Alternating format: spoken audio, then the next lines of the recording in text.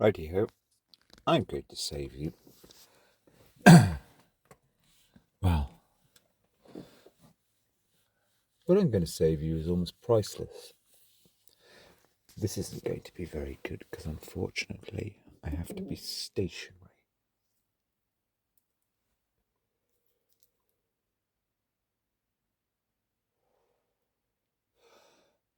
And I riff, extemporize, except it's not extemporize.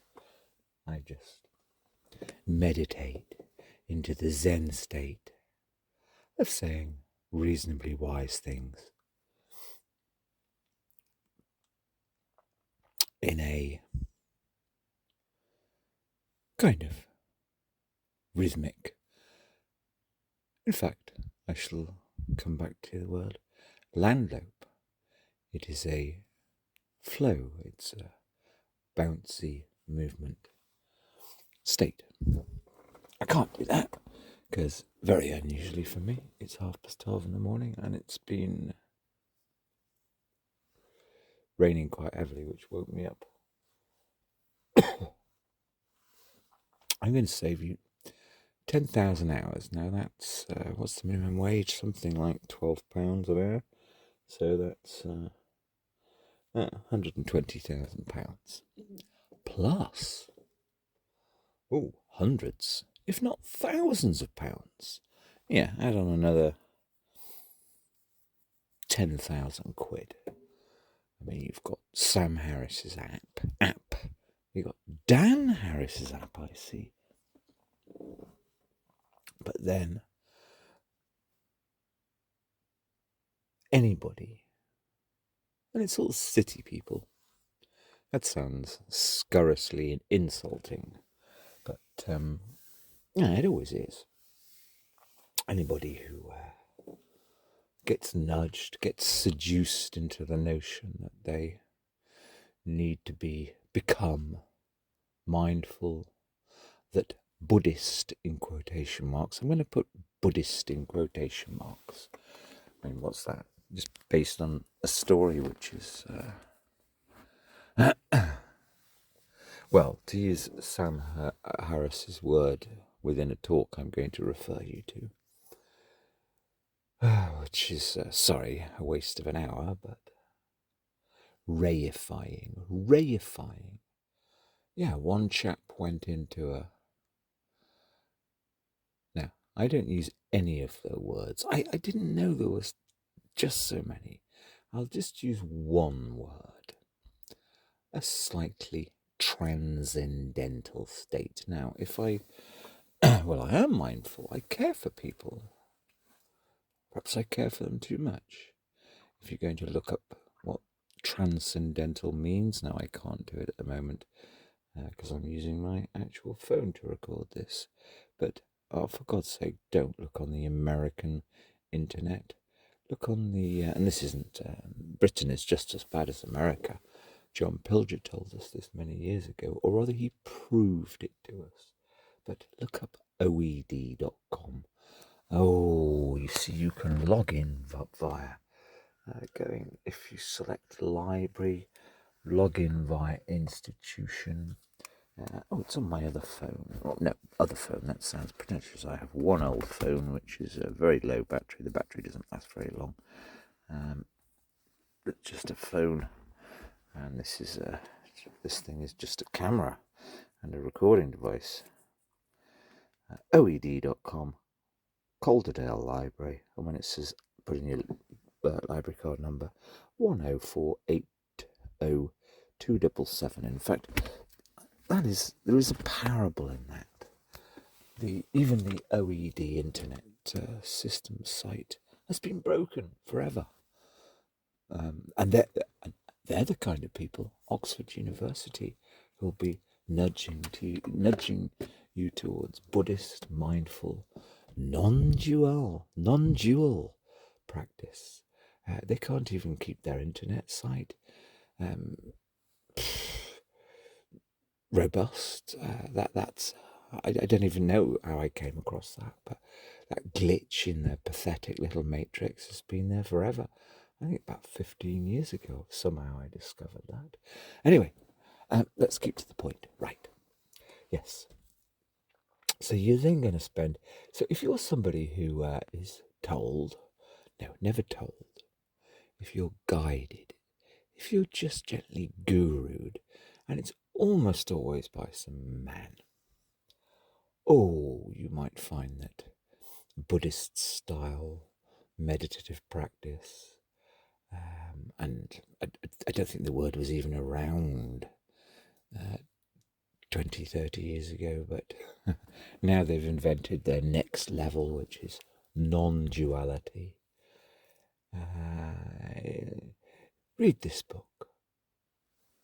Nowadays, both Sam Harris and Dan Harris, are they related? I don't know.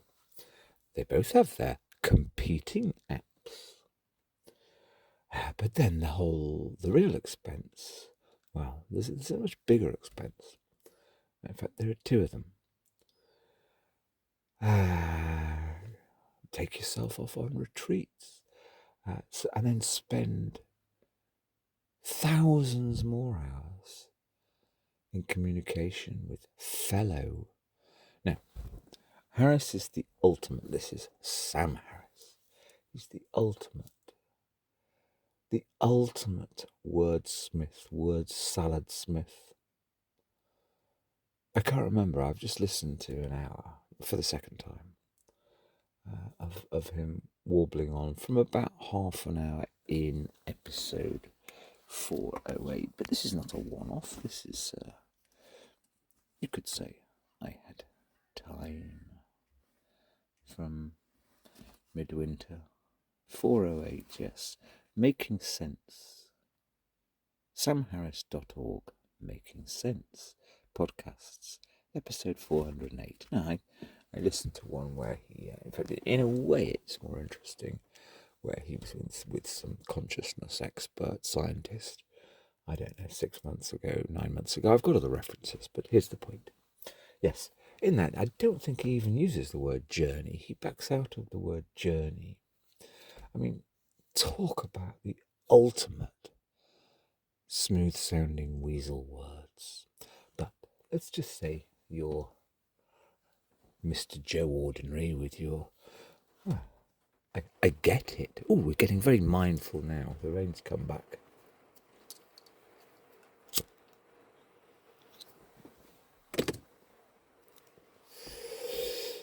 Life isn't really that good, and you're... Okay, let's just keep it down to one simple thing. As Harris will say, and I'm sure even in jailhouses now, they'll be talking to inmates. If you have anger issues, you might get into meditation practices, and then etc., etc. Now, you're literally going to be, if you're a 30-year-old who is conned into going on that journey or beginning that journey,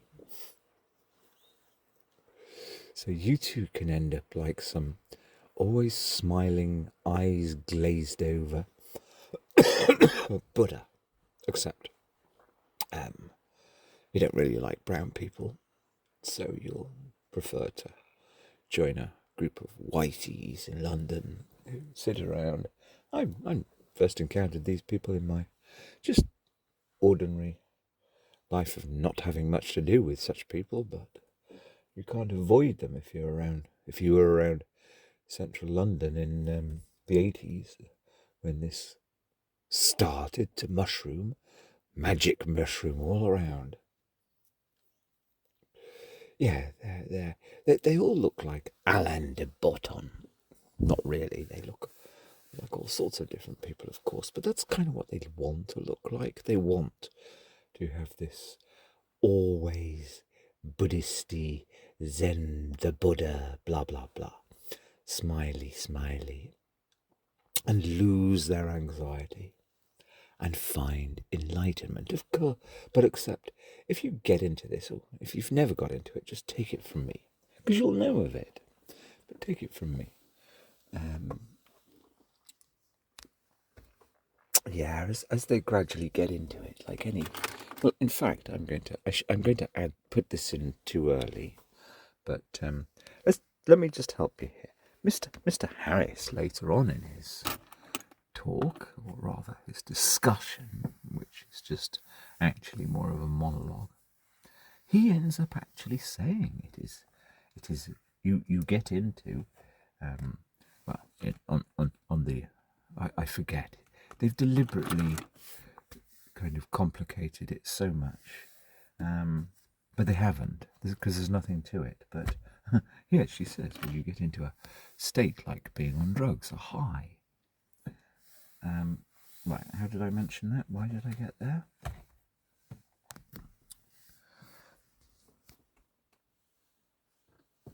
Yes, you. I never put pause on, by the way. Oh, there's my lighter. Not very mindful. But here's the point. And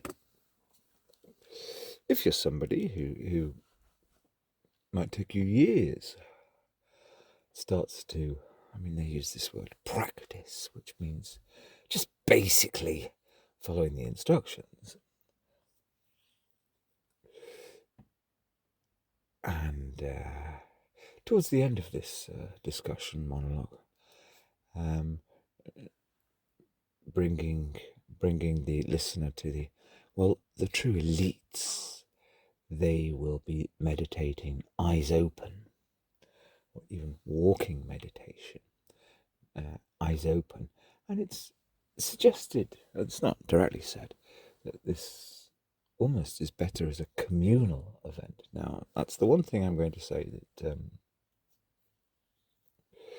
I could be accused of slanderously making something up to undermine these people. Now, that is understood to be a kind of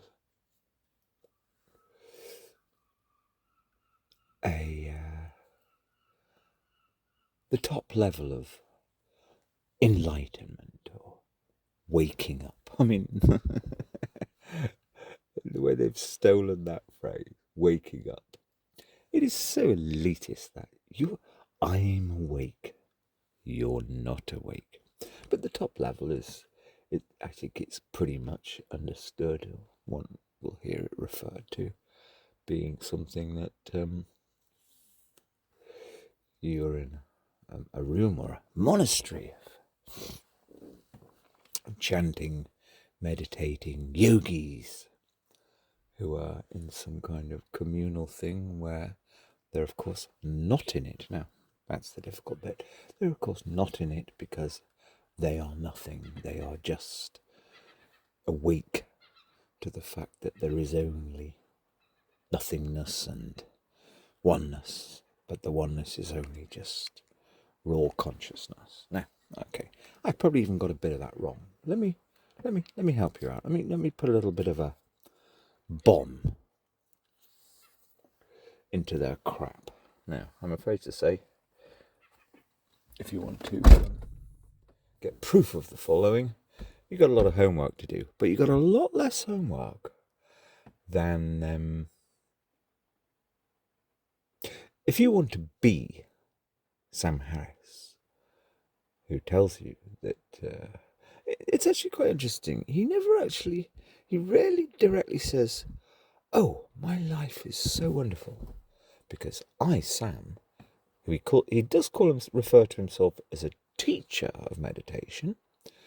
He doesn't really call himself anything like a master or a yogi, but I'm sure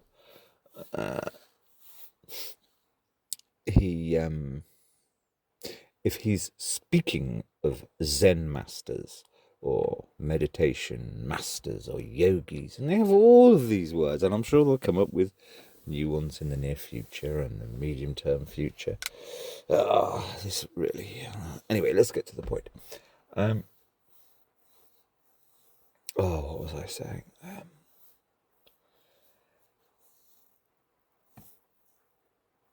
Yes, to reach this absolute level of full Buddha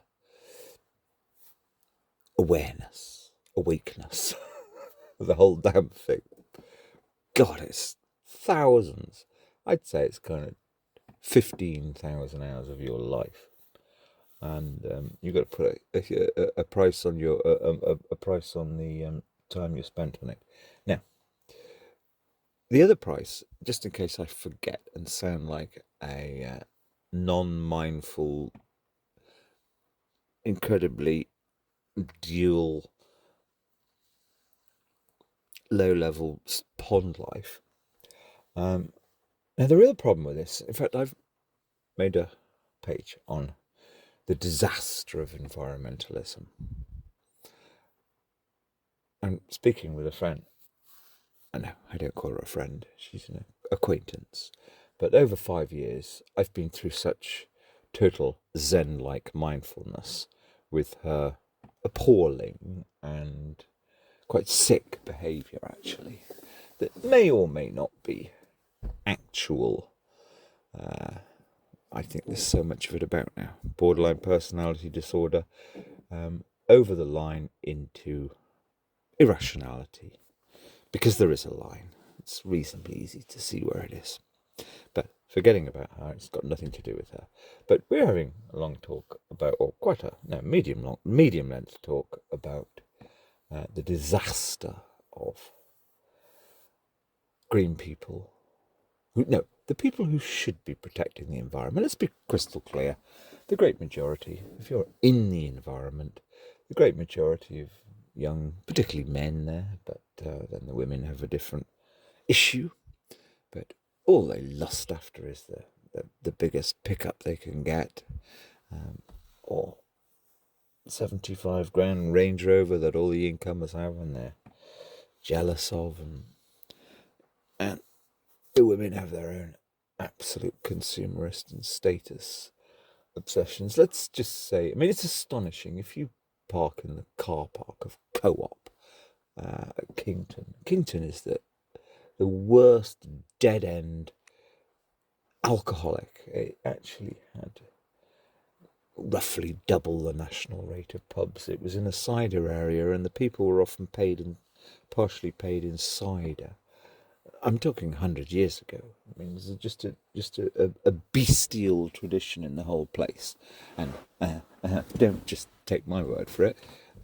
It's incredible meeting sort of 50, 60-year-old women there. How fearful they are. Now, I make a joke that the setting in the place 20, 30 years ago was go down the pub, have 5 pints, and go back and give the wife one with your fist. Pretty horrible base place. I think it improved a bit, and they had income and money, meaning they would flog off their barns that they'd been too lazy to do the upkeep of, to developers and architects. Anyway, I'm going way off on a tangent. But you sit in that car park of that just dead-end, non-cultured... Now, I loved living around there. I lived 3, 4, 5 or 6 kilometres out of the town because you're right close to the walking, and none of them go walking. You sit in the car park and it's just the flashiest, gaudiest, awful 50 grand status vehicles, none of which they need. They don't need 4-wheel drives because they don't work the land or anything like that. No, it's revolting. Why did I think about Kington? I've gone off the track now. Not being very mindful. Let's just stay with Sam and his gang. So you have this endless. It's actually just a class thing. It's like we have to be different. We have to be at some kind of different, more elevated strata of society. Now, okay, I can't even remember when the Buddha came along. Was it 1,000 years ago? But right, let's try and get to the point here. Oh yes, I remember. Society in the West is pretty straightforward, actually. This is why I mentioned Kington. There are perhaps 50% of the people, perhaps 75, perhaps 90, perhaps 95, in fact. I'd say it's closer to 95% of the people. Pretty much, well, the word collective good went out of society, unfortunately, 20, 30 years ago. And collective good is a wonderful thing. It sounds really horrible. I mean, what it really means is that when you're doing something, your behaviour, your day-to-day behaviour, and that can be buying a house, buying a vehicle, getting a job, all of those things, really, you should always have in mind, matrix. Am I joining in something which is for the common good? Not collective good, the common good. The common good. Now, if you're buying a unnecessary, I'm looking at one now, and they're all white these days, which means they need a lot more cleaning. If you're buying a big fat white Range Rover, but you just live in Kington, which and don't have a farm in the hills, which most of them don't have, I mean, are you really behaving in a way that's for the common good, etc. 95% of people, yeah, I'm showing my inner Pol Pot there, making terrible judgments. Now, I don't want anybody to even be judged. It's just the facts need to be judged. 95% of people don't give a damn about the common good. And primarily, although it's completely connected to psychology, happiness even, genuine happiness,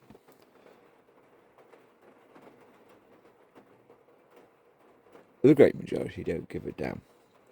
And yes, going back to this talk that I mentioned. So, I've had several talks. No, I've had lots of talks with a kind of grown-up woman, but lost. She's partly lost to all of this meditative stuff, etc. But she's lost in an interesting way.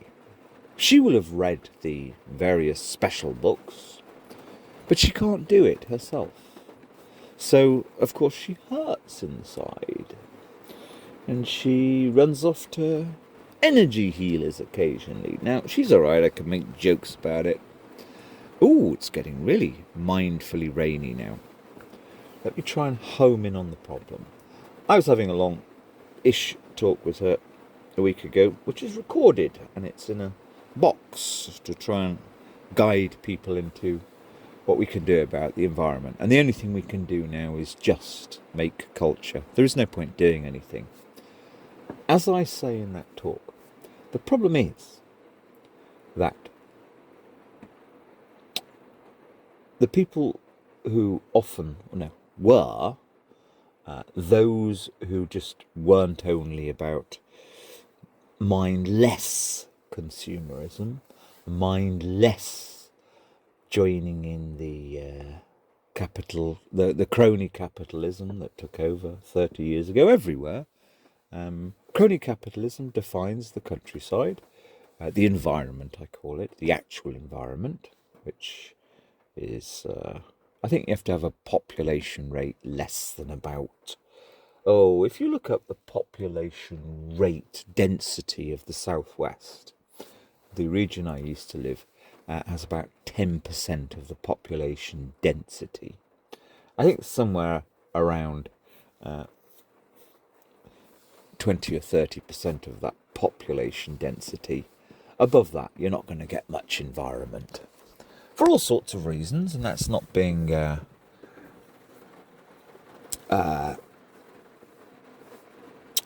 misanthrope, but for many years, the ordinary middle class, working class person has a dog to walk, or nowadays 2 or 3 status dogs to walk.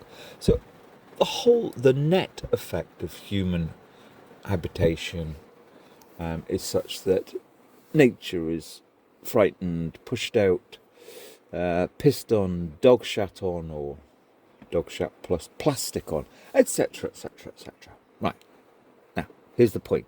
Here's the actual sentence. you've only got a small percentage, 5%, 10%, who we will call people of good faith, or we would say 30 years ago, right-thinking people. That's not right-wing. In fact, they were generally more, well, they were left of centre. They would be more egalitarian, focused on the environmental protection. They'd care. They'd understand that they have to restrain themselves. People of good faith. It's just, it's not quite right, the right term, but the environment is only a political matter. Organising the rules for human inhabitants. I think that's a fair definition of politics. It's a political matter. That doesn't mean being an MP or showing off or making speeches. Just it's a political matter. It's about money, land ownership, behaviour on the land, behaviour in industry, in a region. And here's the key. The people of good faith who would thoughtfully resist rapacious greed, which you always find. Okay, you can say rightfully that rapacious greed also occurred during the Soviet experiment in the various countries that went full or part communist from whenever it was, 1910-ish or thereabouts, for 70 or 80 years. Rapacious greed. People of good faith. You need your people of good faith. And the problem is that 20, 30, 40 years ago, certainly 30 years ago, 30 years ago, if you went to the environment, somewhere where I used to live, the people of good faith were there doing, at the very least, they were fixed. Their intentions were clear, their wishes and their persona, or I'm waffling now, their actions were focused on. We know who's what structure, what, even if a family, a dynasty, or whatever, or the personality of somebody who's going to be more careless about the environment and causing more pollution, or behaving in such a way in the community of the region that is going to end up with tipping into something less good for the environment. These were people of good faith. They were not, virtually none of them, all tied up in this mindfulness, which is, it sounds so worthy. And as I mentioned, in reality, to kind of get to your top level, now, very few people join anything to just stay at the bottom level, the a little bit mindful level, or to be a bit Sam Harris. They're so word salady. To have a little bit of kind of functional non-duality mindfulness, which you might, which of course they all want you. They tell you, no, they order you. They actually do order you, but of course all with nice yogi smiles, that you need to do meditative practices, focusing on your breath for hours on end, etc., etc. Yes, the nature of people, particularly in Britain and America, is you don't begin something to stay on the bottom rung of the level. Oh no, you're always looking towards the top rung of the level, although you might never admit it, even to yourself. So if you're looking to be that ultimate super zen smiley buddy, then you've got 10, 20,000 hours of life to devote to that. Okay, maybe that's being a little bit exaggerating, and then maybe you can, over a decade or two, get there in, if you just follow the program, you can get there in 2, 3, 4, 5,000 hours. But here's the problem. The problem with that, there's another cost. the people who, and I've known them, I've actually spent time with them. I spent plenty of time joining in with or seeking the local groups who were the people of good faith, who would take care of the environment, who would be there as necessary resistance to rapacious, greedy capitalism that swept. I moved to in the hills behind Hale Moy 31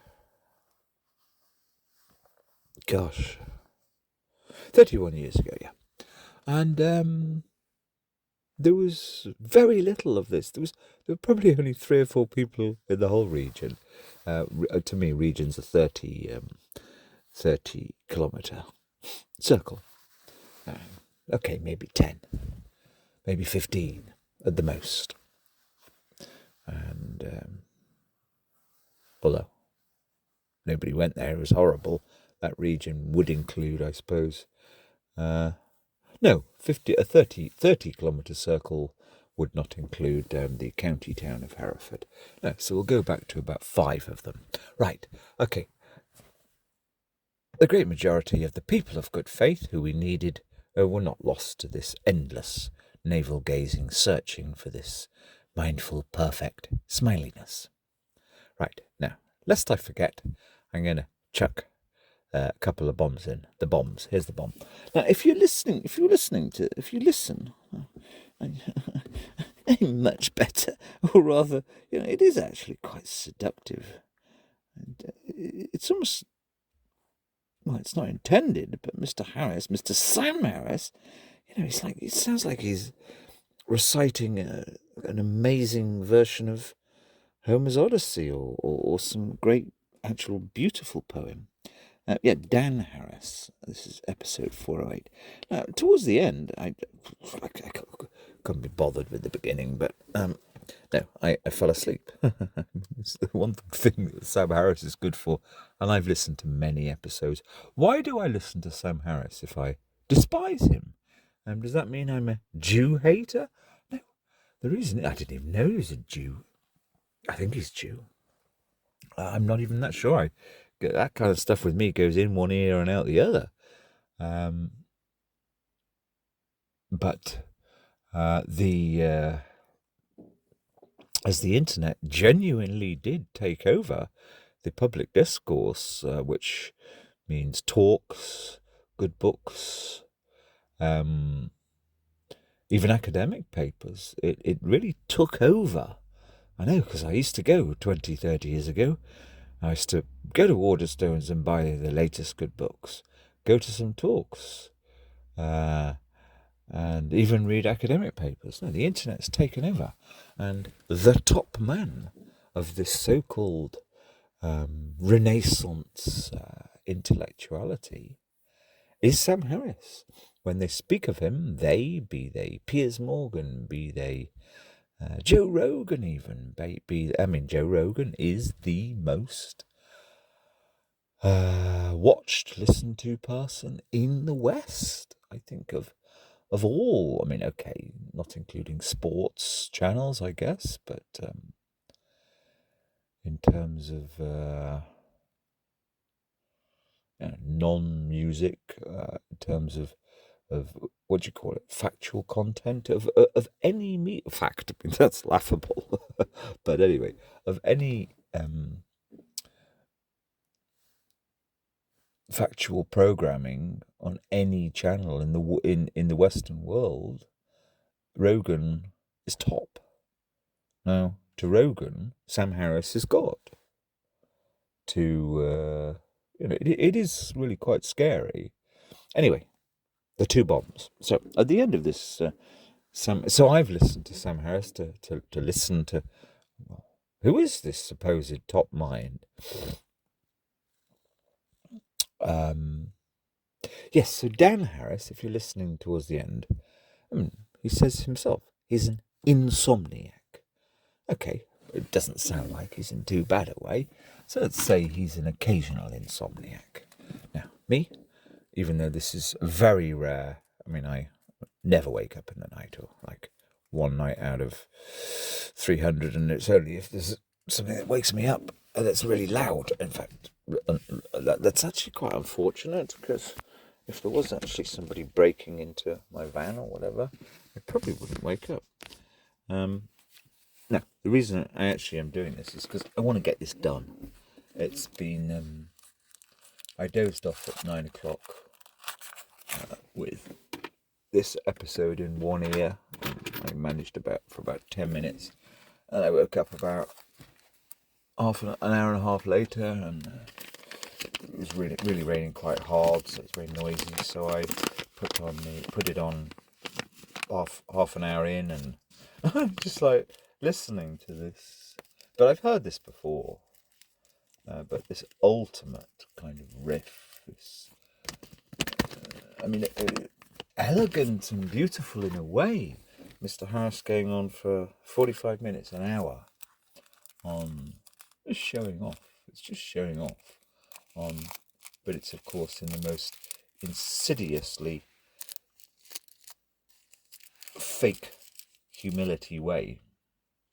Going through, speaking with a fellow teacher of mindfulness or meditation. Of course they're not competing, but they're totally competing. Blah blah blah. Right, let's try and keep to the point. It's just okay. I got to get this done. I've got to get this little. It's not even a thorn in my pride, or thorn in my side. It's like this is such a problem, because it's sucked away the people of good faith. So many of them.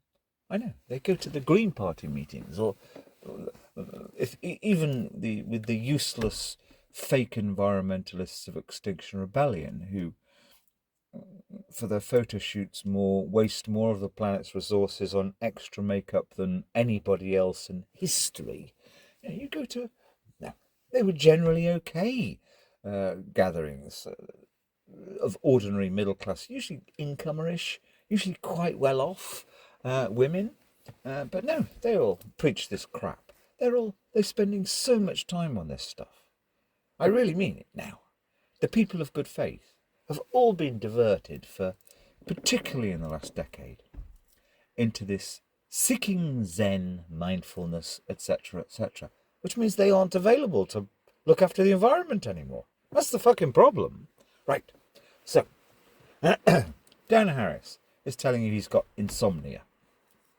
Now, surely the purpose of all of this work on the soul is to end up such a lovely, super zen person that you always sleep perfectly, like I do, and have done for many years, for well over 35 years. But the important part being, especially in the last 22 years, a few nights, so much exterior, agonizing worry, only ever connected with my child. Yeah, I've had a few nights here and there of like just being actually overtired, overstressed, over worried, getting into a horrible, only for a few nights state. I mean, only 2 or 3 times in the last 22 years. But here's the point. So, bomb number 1. Dan Harris can't even sleep properly. Now, but this is where I care. This is what I now care about. I mean, today, is it today? Yeah, it's Monday. Is it Monday today? Yeah. Okay, I was listening to a very good episode of Start the Week. Well, like that's 1 in 500 now. They're just so awful. But I can't remember the guy's name. A clear, lifelong expert on international law. I shall keep this short and sweet. He sounded pretty balanced and convincing, and he used the words. Well, it was actually about. I actually had it on in one ear because I'm trying to get to something, which is why I'm trying to ride up something where I could maybe survive, which is why I'm trying to get this out now and get it out of my head.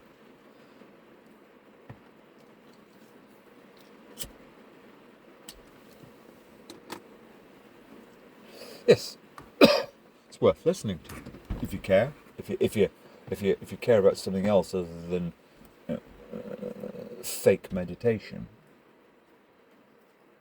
He seemed to give a really good or good enough analysis, and I'm the biggest skeptic on the planet, which is a good thing to be. Suggesting that by reasonable definitions, and the definitions seem to have been fiddled with around that time. Croatia committed a genocide. As we know, Serbia committed a genocide. And then his words were, by the same measure, and this was not a man of hyperbole, this is a man trying to be very reasonable and rationalise the last 50 years of history, or 40 years. His words were, by the well understood definitions prior to Croatia being kind of let off with the genocide tag. I can't even remember why he said this came about, but October the 7th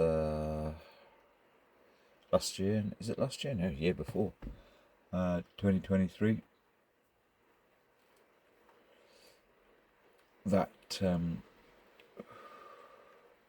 is genocide. In other words, when the Palestinians, Hamas, went into Israel, was a genocide, and Israel have committed a genocide since. Now, okay, so what? I mean, it's the ultimate word. I think there's a word. Is the one above that people destruction? I can't even remember. I mean, if you're somebody on the wrong end of some of the disgusting tyranny, cruelty, torture, murder, that's that.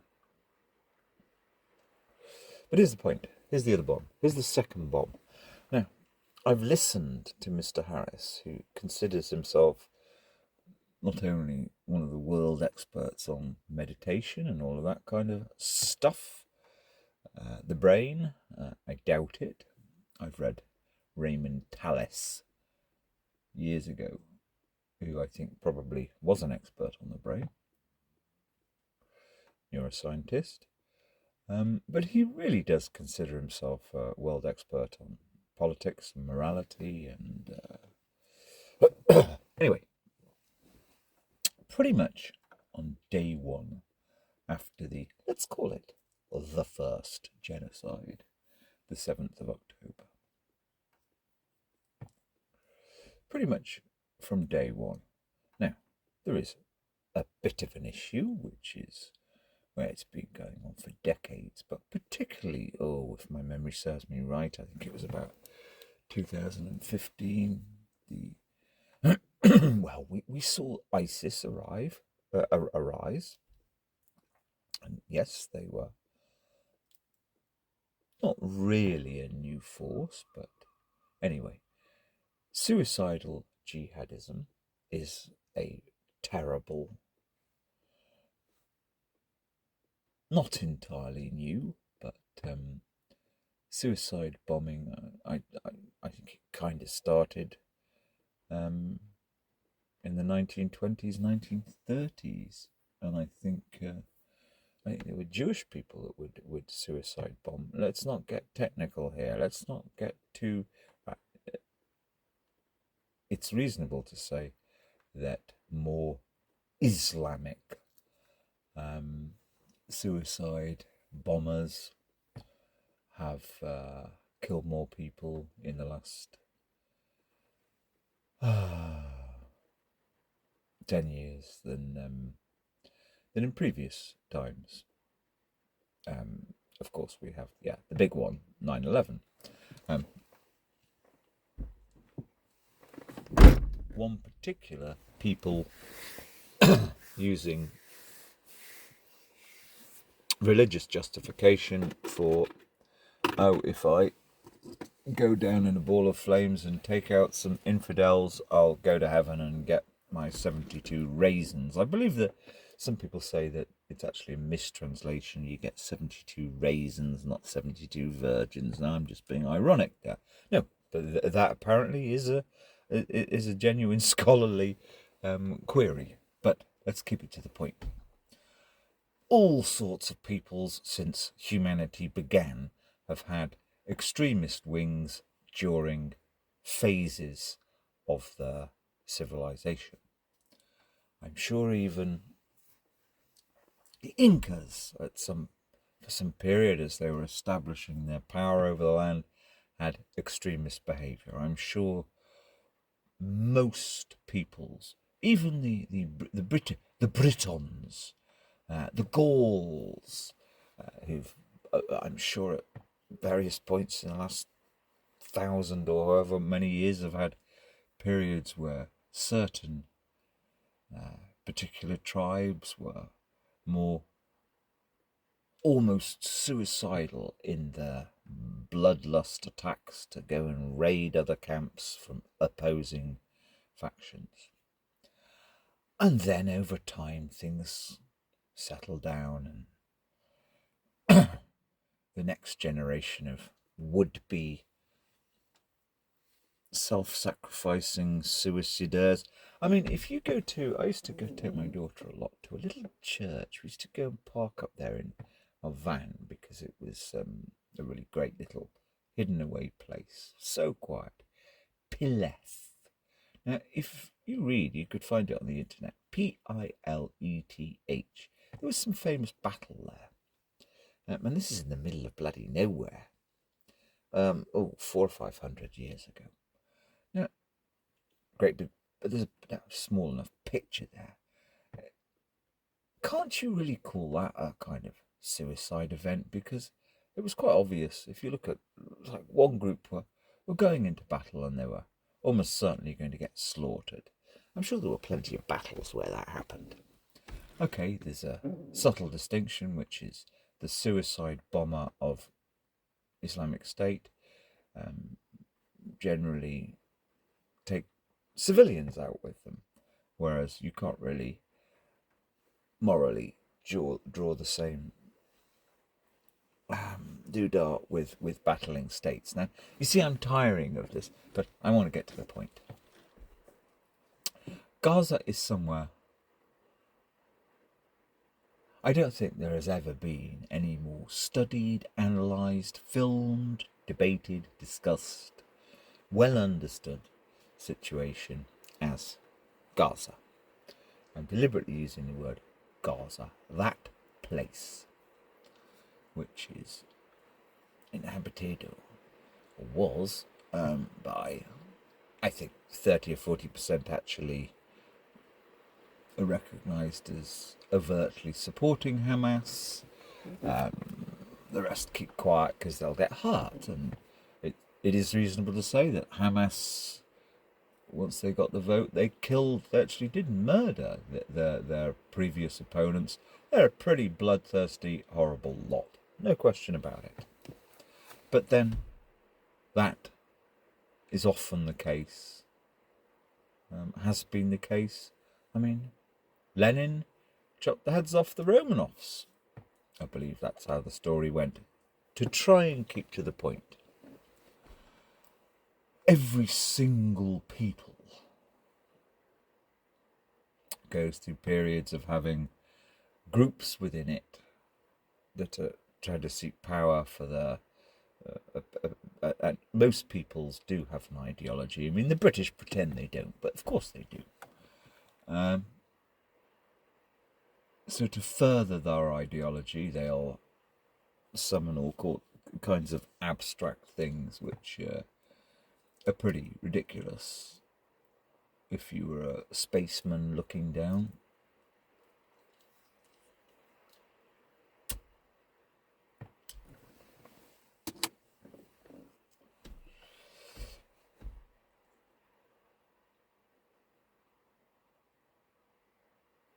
There is a future where Islam, or rather some areas where you have this more extreme version of Islam, from within or under pressure from cousins who are also... I mean, if Canada started to really go absolutely crazy, dictatorial, well, some people say it has gone that way, but started to break understood codes of universal human rights,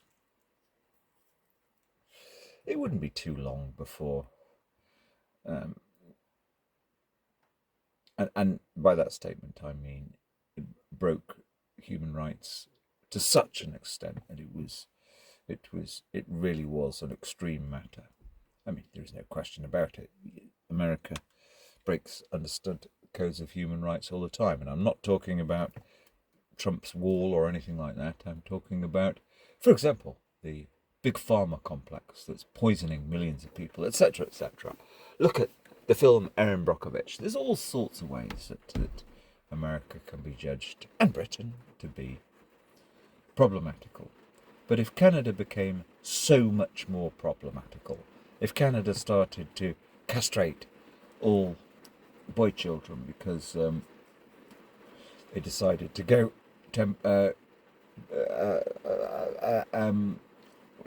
compulsory transgender, you can be fairly sure that the white so-called industrial civilized nations would kind of gang up against it. One would hope in time the same might apply within nations that follow Islam. And of course, to some extent, that's always been happening. You always, within ideologies which span the planet, as they tend to, you're going to have some kind of politicking between different nations that sort of follow the similar ideologies or are heading towards similar ideologies, however you want to put it. You have groups, I can't even remember what the main group is called, of Arab states that meet, and if one is behaving in a way, well, we've kind of had this with Saudi Arabia, although I doubt Saudi Arabia is that reformed, but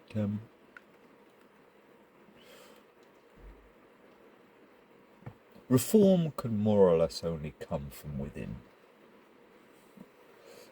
groups, within people who share the same kind of ideologies or philosophies, I prefer as a word. Right to the point. Bomb number 2. Now, Mr. Ultimate Mindful. If you listen to Sam Harris, well, he's really up there with the top yogis. I mean, he's basically, well, he says towards the end of his talk, you're becoming Buddha yourself. I mean, he's implying that that's where he's got to. Now, I've listened to all his political polemics since October the 7th, 2023. It was 23, wasn't it? Yeah, of course it was. It is quite extraordinary. I mean, all of us, I accept that a genocide, although a small one, was committed by the people of Palestine, although it really is Hamas. And you can say with Iranian egging on October the 7th. I'm not a top world scholar in the definitions of genocide, so when I hear one, as I heard this morning, who sounded like a good guy to me, I accept. That's a fair definition. It's important to have terms and conditions of being human. And by the way, my legal case that I did, although I go on about it just for fun, it was actually much more important than people say. It was a fundamental analysis of human rights. That's what it was based on. When you go to what was basically the top court, nobody went to the House of Lords. This was before the Supreme Court existed. If you went to a test case in the Appeal Court of Britain, it was argued on your article, your Human Rights Act, your ECHR, the elements. It's a matter of human rights. Full stop. Anyway, to the point. Mr. Harris, this is bomb number 2. I find it extraordinary how he is full of such bitterness, sourness, vitriol.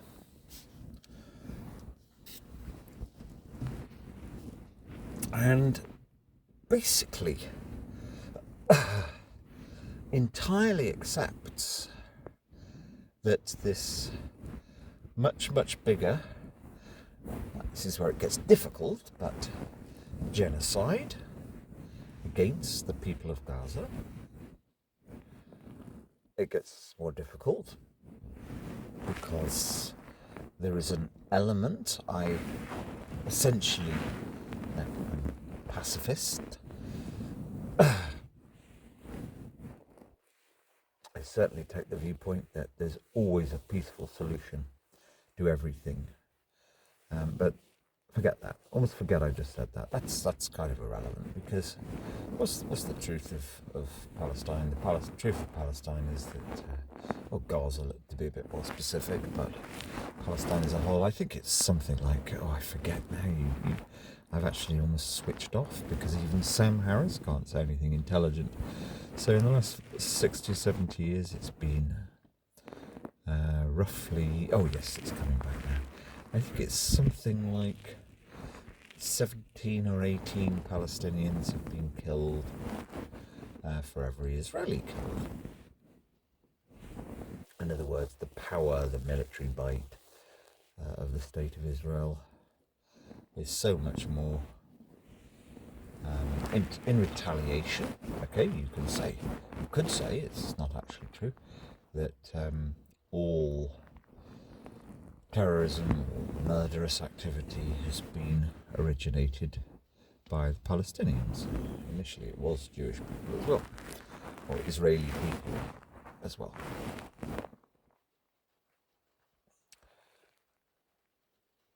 So they are conducting self-defense, but it's disproportionate. I mean, there's no question about that. Proportionality is not written. I don't think it's written into international human rights law, the rules of war, Geneva Convention, etc.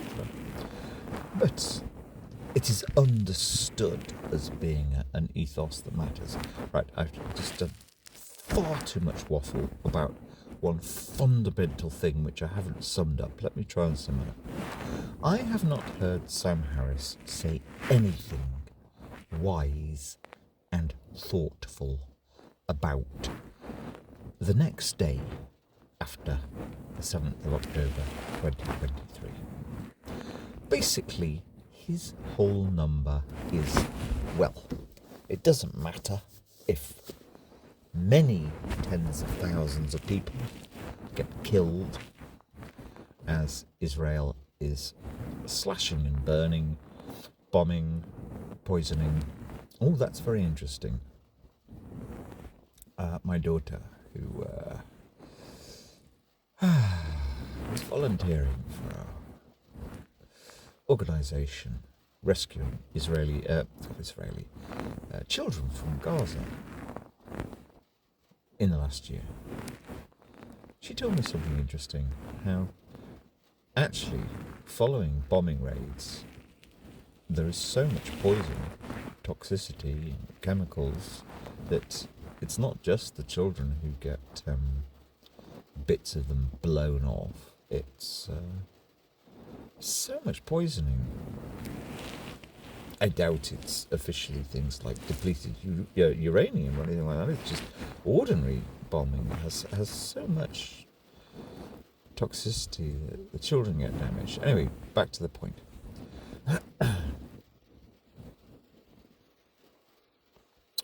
Mr. Sam Harris, I've not heard him speak in any way, and he's done lots of polemics on Gaza, that he would like to find a solution whereby, and this is kind of the most influential, or rather the most reified public speaker in the world, who's not a head of state.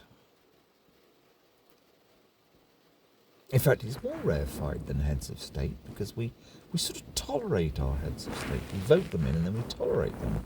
But people have bought Sam Harris's books, listened to his podcast, etc., or his channel, we should call it.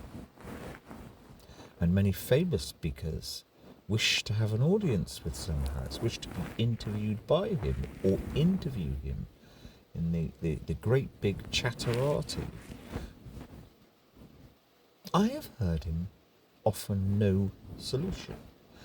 I haven't heard him say, as I wrote on about the 9th of October, well, it's quite obvious, regardless of what my opinions, Mr. Harris, are,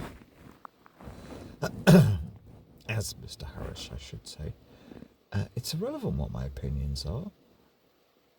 On the 9th of October 2023, Israel announced to the world that it was going to break the Geneva Convention. It was going to commit acts of war, I think is the official term,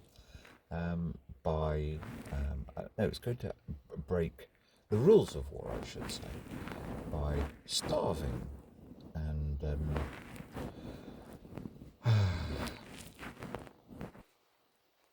what's the word for the people of Gaza might even die of thirst by stopping water supply, stopping food supply and stopping water supply. That's against the rules of war. Israel announced that they were pretty much going to do this, and the world did not turn around and say, if you do, we will apply sanctions. Or rather, I should put a little word in there. They didn't even say, if you do, we're going to apply sanctions, because that's, generally speaking, the first stage of the world, or the UN, or the NATO, or the European Union, or whatever power group you want to speak of, saying, you're being too naughty. So, at that point, Gaza had lost, and the world, the decent people in the world, the thoughtful people, the people of good faith, should have started to think in terms of, okay, putting maximum pressure, but also actually doing stuff to see if people living in Gaza could somehow, I mean, this is where you put pressure on you. Where's the real, genuine marches? We've had silly marches, but we've managed, I think was it 1 million or 3 million were on the streets in 2003 for Don't Attack Iraq. Where's the 5 million who should be on the streets? Please, can we pressurize world power to evacuate, to assist, to leave this worst little war zone? It's probably not quite the worst in the world. It's probably worst in parts of Sudan and parts of Congo, but anyway, it's the most covered and close by war zone where children are getting splattered. Can we have flotillas of ships?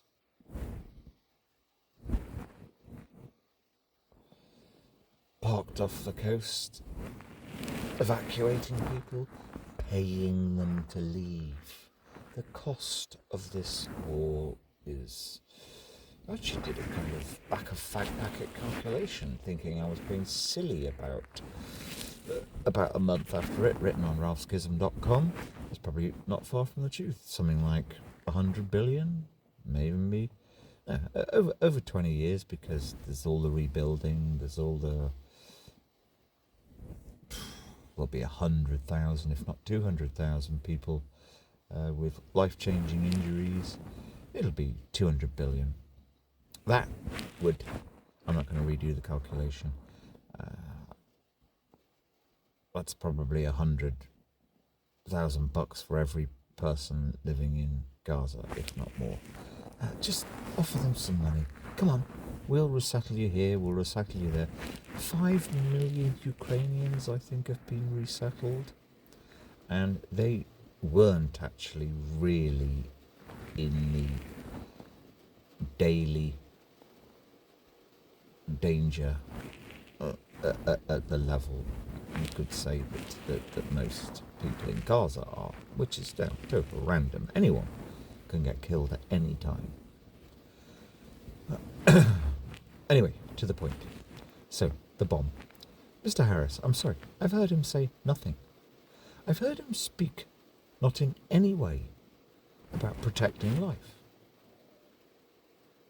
Now, okay, he is speaking about protecting Jewish life in that, well, basically, no matter what the cost, potential future hostile actors, who would be either people who might in some way repeat the behaviour of the 7th of October, which is pretty unlikely because we all know that there's going to be a lot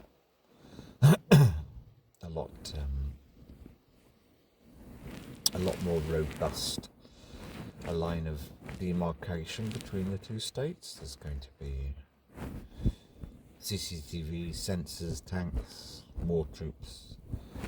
Anyway, but also, yeah, problem. Okay, they have their Iron Dome, but very occasionally a Hamas rocket does get through.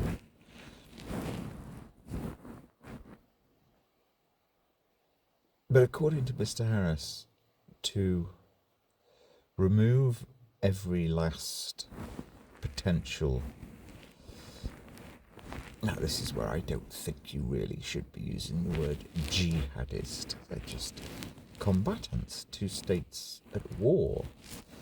To remove every last possible combatant and armament from Gaza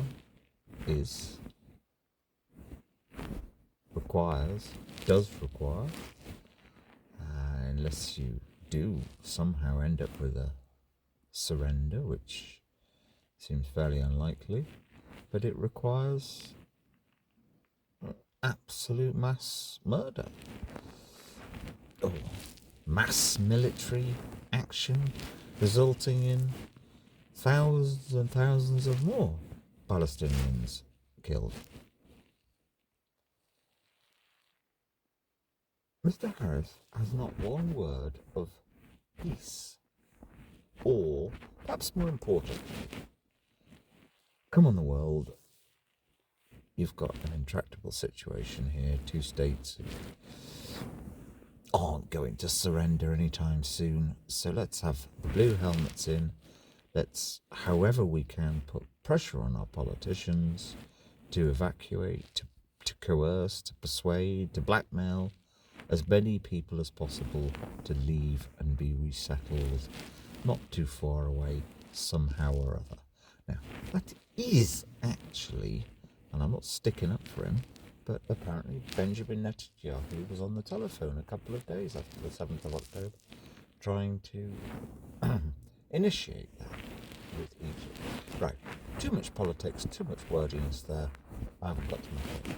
Except to say, if you're telling me that one little bit of Zen, mindfulness, never mind all the other fancy words, has actually worked on Sam Harris, you're nuts. And torture yourself listening to hours and hours and hours of him in discussion, either polemic or in discussion with others, about how Islam terrorists. Now, I don't like Islam in the slightest. I think it's a dinosaur load of nonsense, and the problem with it is it didn't really have a reformation, which Christianity did. And Christianity is still a problem. All religions are a problem in my book. I believe in something. I believe there's something more than scientific materiality. In other words, there is something supernatural. I don't like that word, but there's something metaphysical.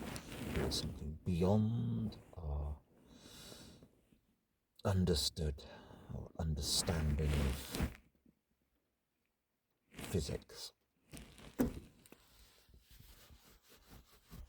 and mathematics.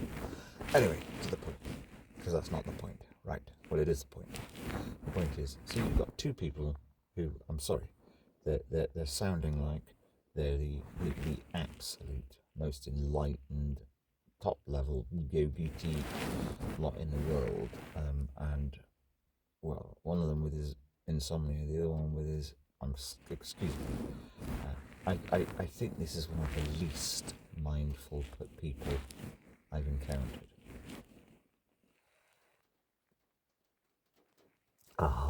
But still, plenty of people speak of these states. Now, hopefully there's only 5 more minutes of this diatribe left. This is where you really save your money, but there's a lot more to it than that. Except I'm going to try and condense it into 5 minutes. I'd actually completely forgotten about something. That's how mindful I am, and I've got a bloody good memory. No. If you listen to how Mr. Harris describes the desired and achieved states of, well, you probably have to listen to it 3 or 4 times and a few other things, but to reach the ultimate goal, which is this, I lose track. Is it non-duality or duality? The ultimate one, which is non-duality, I think. Yeah, to reach that ultimate place where you're awake, you've awoken, you've woken up to, well, basically reality, everything just being raw consciousness. I think that's what they say. And also experience bliss. He actually speaks of it feeling like he's on a drug high.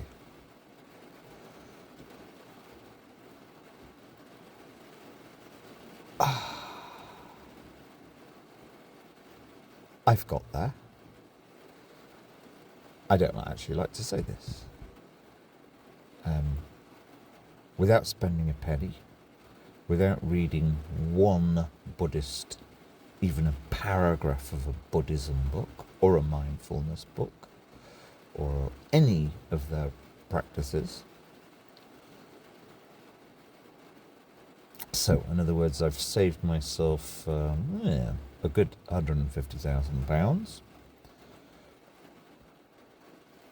But then I've saved for the common good even more money. Let me try to explain. And I don't want to. I believe I am a completely ordinary, average, normal person. In fact, in my teens and 20s, I was a below average, normal person. I probably read a few more books, be they kind of those old Time Life things they used to have, which were kind of fancy version of Reader's Digest. They were wonderful. And then books like all the standard kind of teenage books then, like the Gerard Durrell and the Ring of Bright Water and all these kinds of books. But I wasn't any total bookish person. I did guzzle all the books of the Swallows and Amazons. I remember that. Right, to the point. But when it came to social skills, canniness, I was a kind of independent person, and then independently travelled the world from the age of 18. I wasn't entirely stupid. I managed to avoid getting into pickles, but I actually felt kind of a lesser person. But here's the point. Right.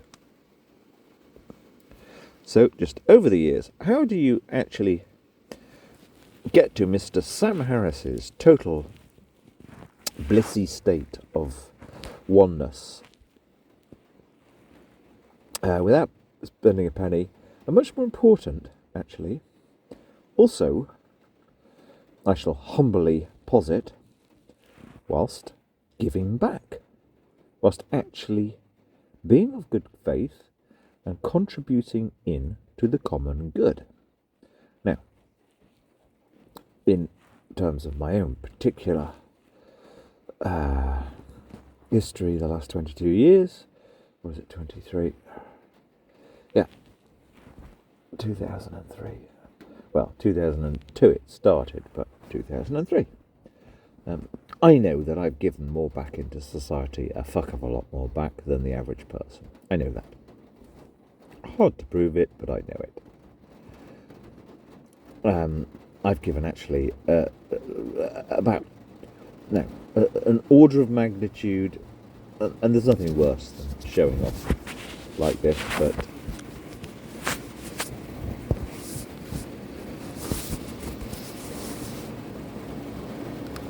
kind of in a bit of a different universe than most people, but let's try and keep to the point. So, as a very ordinary person, except for I did put so much extra time into being a father of my daughter. So I was, the first kind of great big shock was, it's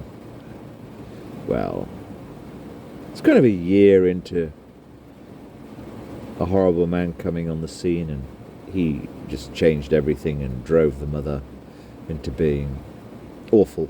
But keep to the point. So I was in a little jailhouse. I shouldn't have been arrested. It wouldn't have happened if I was here. But let's keep it simple. And I made a phone call. I was horrified for a couple of months, and I made a phone call. I'd been speaking to a newspaper. Nobody does that. And I eventually, after having thousands of pounds stolen by con artist British lawyers who demand a little bit on account and then to talk to you, and then they don't do anything.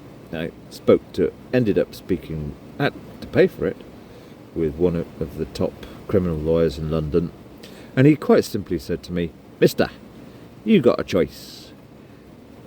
If you carry on speaking in public or in any way, if you issue any kind of statement, press release, if you communicate with the newspapers in any way," which I had been doing a bit, "the authorities, one way or another, will try and absolutely crucify you." And they win. You'll end up, if they do take this forward into a court and you get convicted of anything, it'll end up 3 times worse for you. I think that's what he said to me, than if you just stay silent. And I said, I don't have any choice. That was the kind of toughest, bravest thing I'd done to that point. Well, not really, but anyway. Now, good for me. So that was 2003. Now I'm going to fast forward to, I had 2 or 3 years of sometimes great pressure. Gradually it got more satisfying as I realised that I could justly persuade people in authority that actually I was right and they were wrong. And ended up doing a lot of media, and they were all on side, or yes, they were. Anyway, to the point. So, 2010, my daughter was stolen, destroyed, damaged. Basically, Stockholm Syndrome ever since. Over a few years, and I want to put this into a couple of sentences, there's almost a great big universe. Basically, for about 3 years, one way or another, I was continually fighting. I don't like the word. It's not a very Buddhist word. No, I was from 5:30 every morning. Every atom of my body, every joule of energy in me was, for 3 years, one way or another, focused on how can I rescue my daughter. Sometimes via other people, and sometimes those other people would be literally mad in their response. One particular woman, I knew that there were powers that be that were sanctioning injustice towards me. I had a year in 2009. I personally, as he very well knew, I personally alone had the Minister of Justice, Jack Straw, embarrassed in public. The Times, wasn't it? Yeah, the Times wrote a piece saying he hoodwinked Parliament. And that came from me. I'm quite sure the Times' email was routed through GCHQ, and I'm quite sure Mr. Straw was monitoring it. It came from me. Anyway, you never know.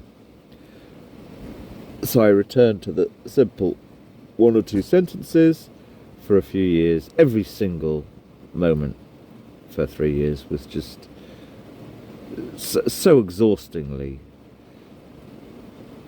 and failingly spent on trying to certainly not get revenge. That's the one. No, just fix it for my lass. And then I just had to give up, and then I needed it. The only kind of partial break I've had in 22 years, really, which was I needed 6 months, 9 months of just 2013. No, it's 14. 2014, with a housemate, we just checked out, and no money, not a penny to spare, but we'd go off cycling around. We didn't really. We kind of stopped taking much notice of the outside world. But then in 2015, late 2014, engaged with the world as she wished to take part in official green politics, when we discovered how appalling the local Green Party was. Right. To the point. So, as a basically almost never drinking person in the 2000s, I would only have a pint occasionally, very early evening, if I was socialising my daughter, actually. Going out and having a meal for her with a pint of beer, taken with a meal, that kind of thing. Now, this has got nothing to do with alcohol. I don't even know why I even mentioned. Now, my life, completely and utterly living like a monk. For 25 years, really. But, so, But I'm a reader, I'm an observant person, I'm a people watcher, and then increasingly continual walker. But going through the really, really, really, really massive emotional, mental drain of going through various things from 2003. Now, this is not in any way related to any event. This is not in any way any form of trauma. I did have a few periods, times where I kind of was looking at horrors.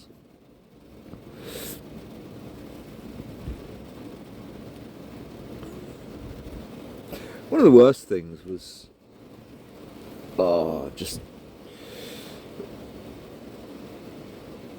I spent a few months being denied bail. The lawyers couldn't believe it. Why am I being denied bail? And so anyway, you just when you're on remand, you're waiting to get back to court and put in a jailhouse. You actually are very busy because you're trying to hustle lawyers and this, that, and the other. But the worst thing, it still goes through me. I still have the same feeling that a young man, a couple of cells not too far away, hung himself. I think he was only it's hardly, possibly even still just a teenager. I mean, that's just horrible to have been, and to have thought, because these places are grim, that he'd hung himself in that situation in Shrewsbury jail house, which is no longer open. It still haunts me inside. That morning when it went through the landing that so and so had been cut down in the night, hung himself to death. Those kinds of things. Anyway, to the point. That's not what this is about. Right. Somehow or other, gradually, I started to just occasionally now I'm a very philosophical person, and I go off on meandering meditative walks, that kind of thing. A kind of, not a vision, because that would make it sound like I was mad and had visual hallucination, but a kind of impression would sometimes almost kind of overlay it. If I was perhaps at night just dozing off to bed, or sometimes in the day, sometimes perhaps having a walk, a kind of overlay, almost not actually seeing a vision, but we could almost call it a kind of transcendental. I'm not sure if there is a word, actually. Almost as if you're seeing not any specific thing, but a filter is applied. Yes. I would sort of almost see people, but that is the wrong way of putting it. It's like people would leave a sort of, later on, if I was thinking about somebody, I'd sometimes almost be left with a impression that human being was nothing more than a kind of floating backbone with the I forget what it's called, the top region of the spine, which is that goes into the brain. Is it the cortex? Doesn't really matter. I don't get hung up on detail.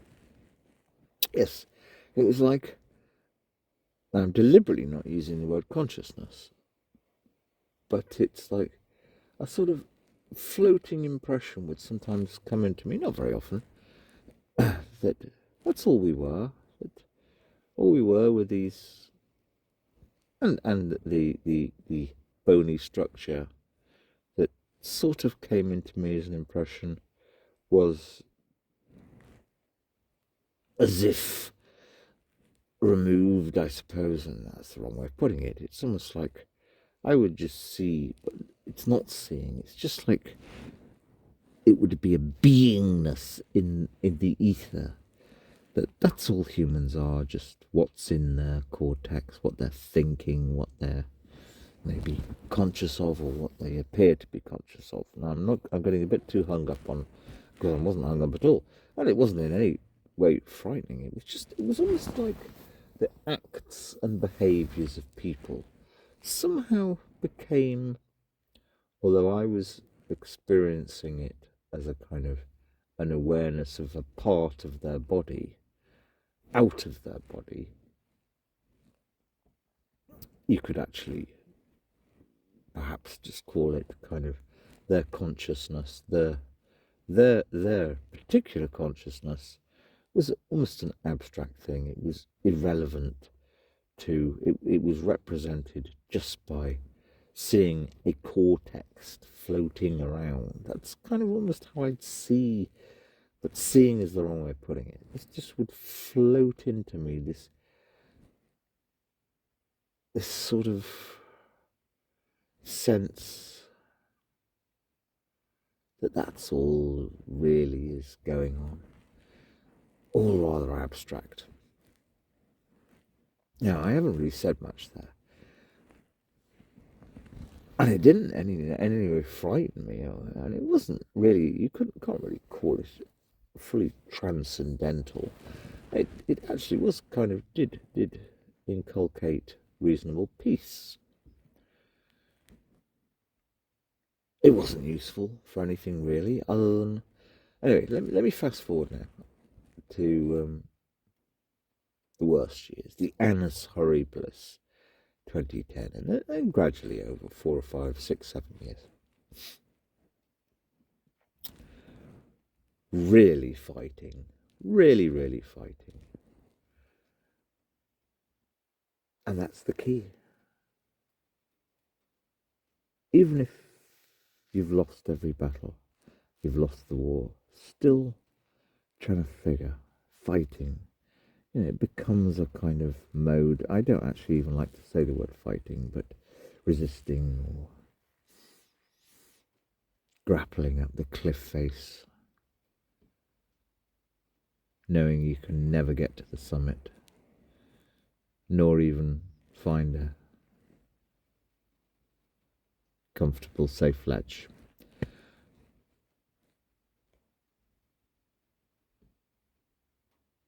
Now, here's the thing. Here's the big thing. Gradually, off and on, now and again, over 4 or 5 years. But this is 4 or 5 years of doing. And putting myself in often reasonable risk. But it's not adrenaline-fueled doing. It's just persisting. But persisting in accordance with an ethos, which is there is a line and you fight for the goodness. And sometimes, or maybe for quite long periods, you may have to almost disguise your fight. And I'm speaking a bit abstract because this is actually book 2 that I need to get to one day of just 25 years of only ever thinking about a kid. Anyway, this period of time, over 6 or 7 years really. I suppose 2012-13 really. Certainly 15-16. Despite some pretty negative things going on sometimes.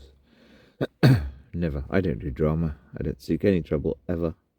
And I avoid trouble. But just life gets contorted at times. I would quite often feel exactly this, everything stripped back to the pure mindful oneness, the non-duality, absolute, I suppose, of well, it's wrong to say over 10 years, because I had 3 or 4 years within those 10 years of absolutely just sort of being softly moving through things with my daughter, having things having been, battles having been won. What am I trying to say?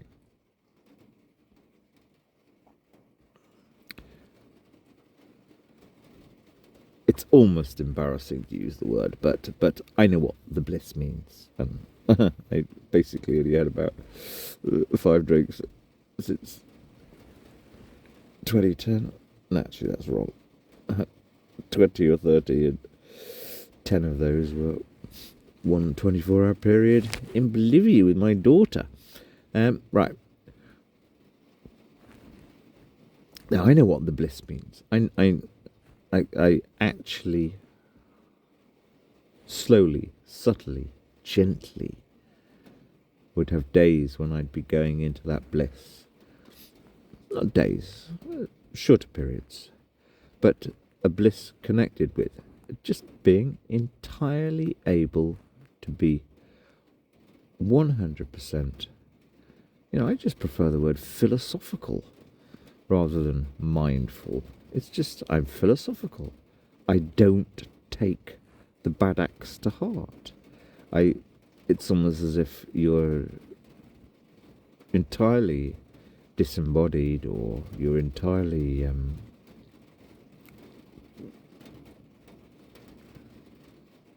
Richard Bach, in his wonderful book Bridge Across Forever, had the out-of-body phase things. I didn't actually like them.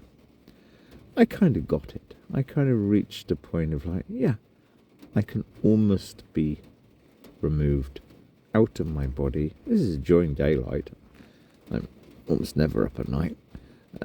During the daylight, and feeling, yes, just a sense of complete bliss, nirvana, and I'm looking at myself and others around me almost as if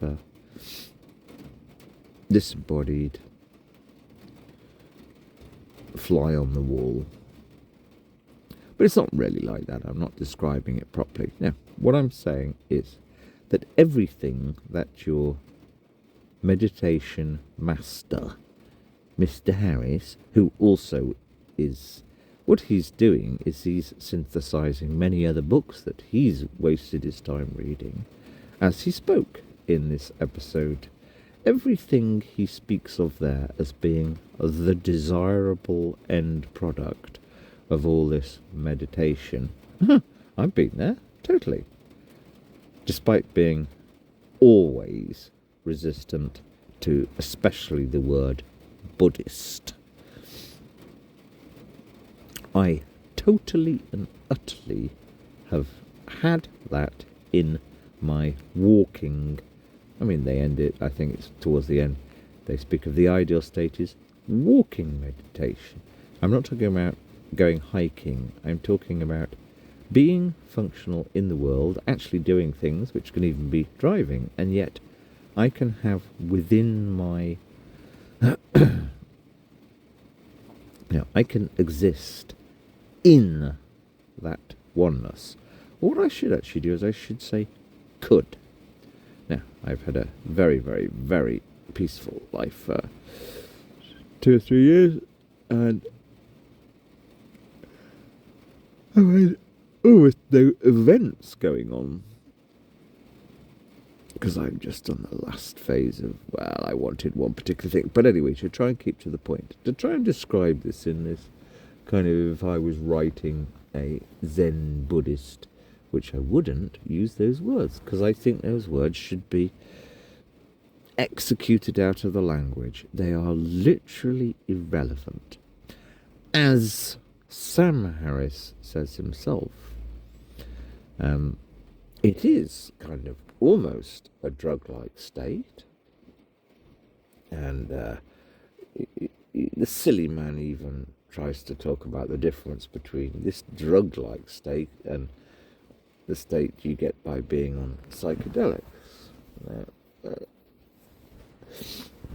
Somebody spiked my drink once with LSD many years ago. I know what psychedelics are like. It's irrelevant. It's pathetic. Why on earth? Yes, it's. I'm not speaking about this in terms of a natural high. I mean, it is. It is the right word, I suppose, to say. To use you are how you do you do. You're aware of the. Okay, I resist all of these terms, but I don't even remember what it means.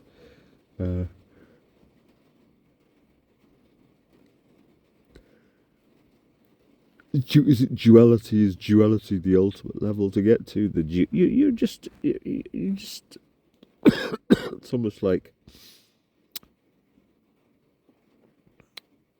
going back to the cortex picture.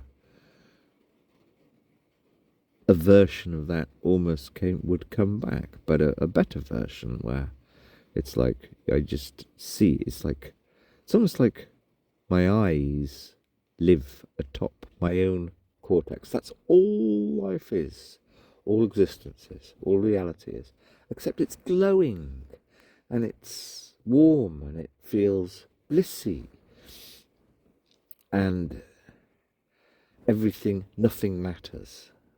It's all just irrelevant to, yes, the core existence force in the universe, which is consciousness. I get it. I've been there a lot. Oh, a fair bit.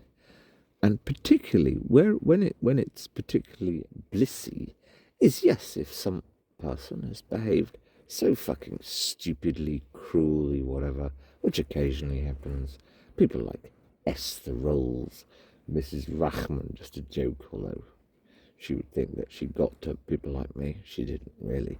Because in my case, even having the most terrible insults, like coming into my property once, like as landlords are entitled to do, and making a comment, oh my God, you've got a lot of books there.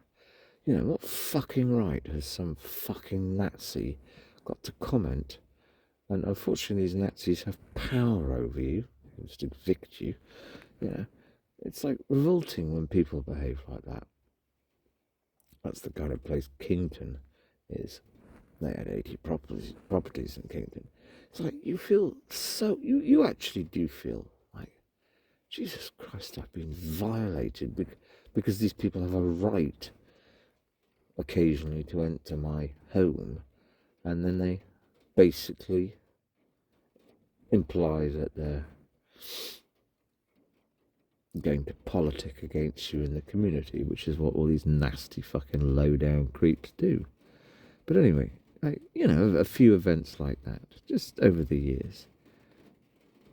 But they pass so quickly. No anger, because it's not like I can turn on that bliss, oneness, whatever state. It's like, reasonably shortly afterwards, or maybe even the next day. It's like, no. It all gets put into perspective that none of it is anything. None of it is real. It's real, but at the same time, no, it's not real. There is only... Well, listen to Sam. But, like I say, so why should he be chucked out of a helicopter into the ocean of Gaza? Because I'm joking, I'm pacifist. I wouldn't wish even Donald Trump a bad cold.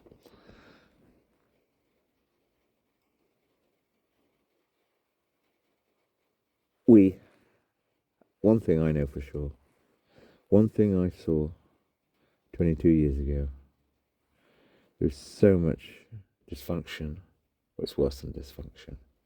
It's true pain and suffering that needn't be there. However, the only way a society stays reasonably civilized, has reasonable justice, has reasonable caring for its people, is if people take part. That's what I realized. And I realized that even though I fortunately was too arrogant at the time to take any notice of even wonderful Katrina, she gave me a gift as we didn't really say goodbye to each other, but a couple of year entanglement. She gave me her copy of the Tibetan Book of the Living and the Dead, I think. I didn't even read it. No, sorry. I'm not interested in any of this because it's too self-indulgent. It's so much time is being wasted by the people of good faith on this. I shall end this by saying it quite simple. If I can find, or rather, if true omnipotry hum or whatever it is, absolute blissy, yes, you feel wise. Oh, no, the ultimate wisdom. If that can come to me, it can come to anybody. Because I was like, for example, really not very good with people, etc., etc. It can come to me, and it comes not through. Okay, maybe it can. Maybe I believe.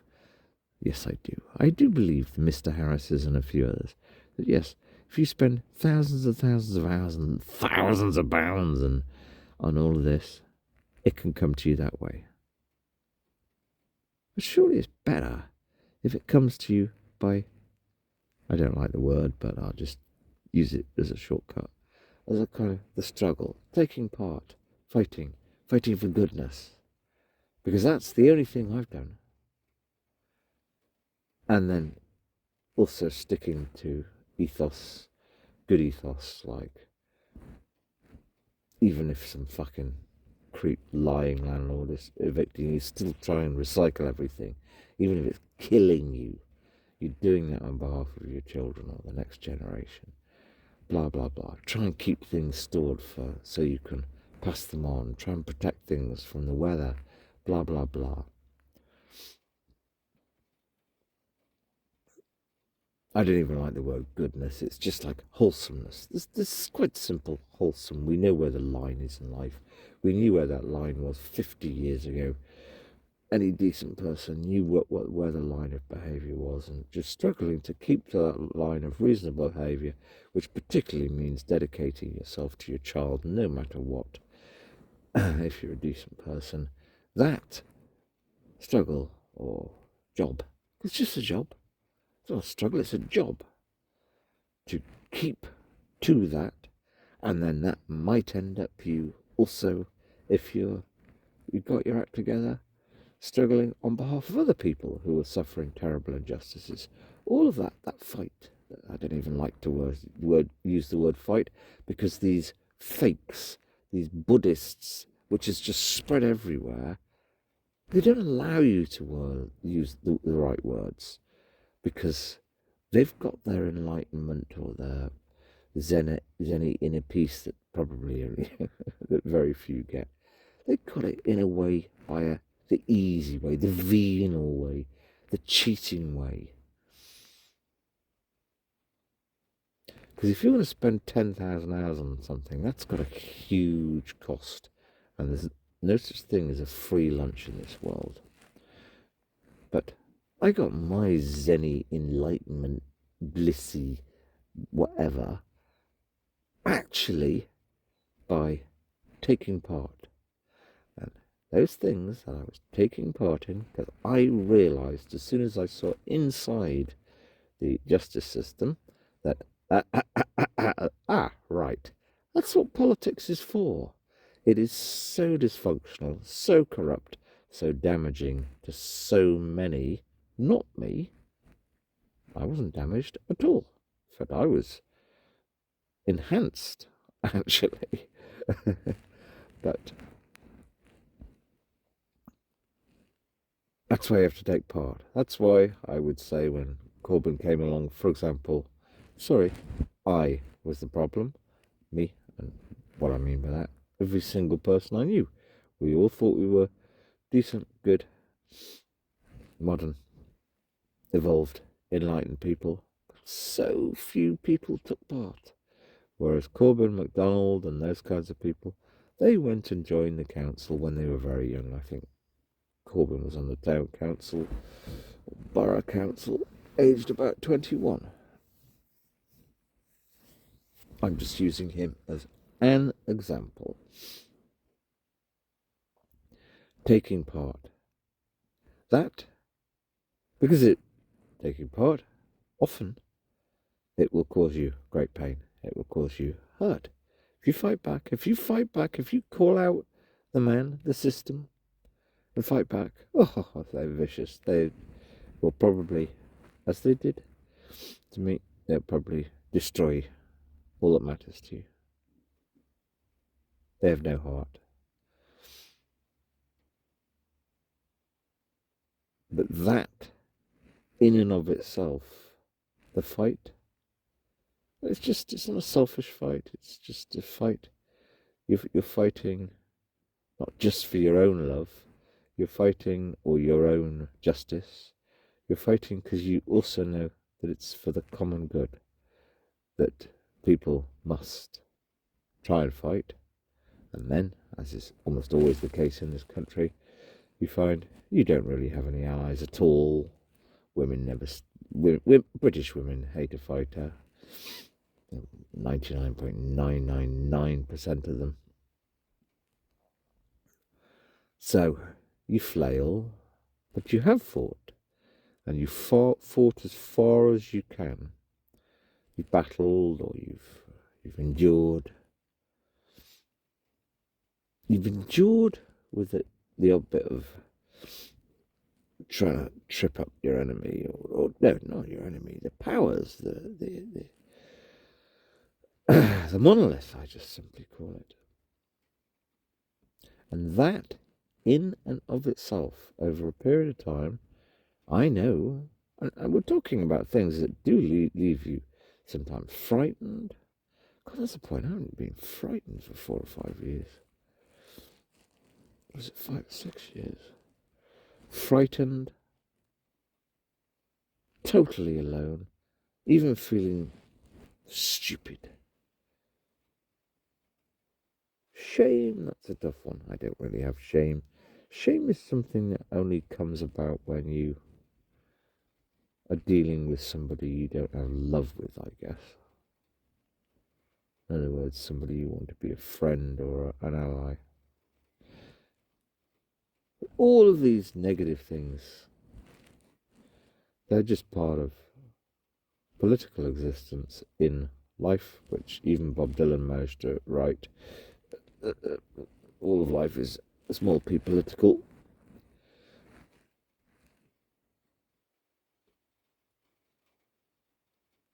That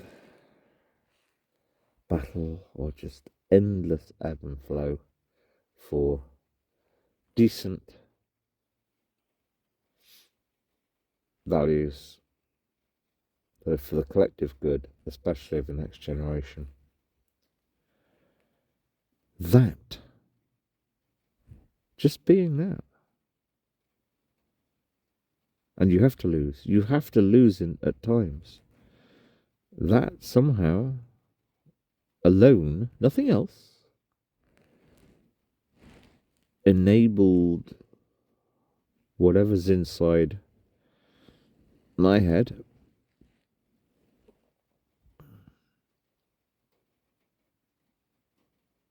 to transcend to that state which Mr. Harris has paid thousands and thousands of pounds to get to. Now, I'd like to think that my journey experience with just as much trying to put things into the common good.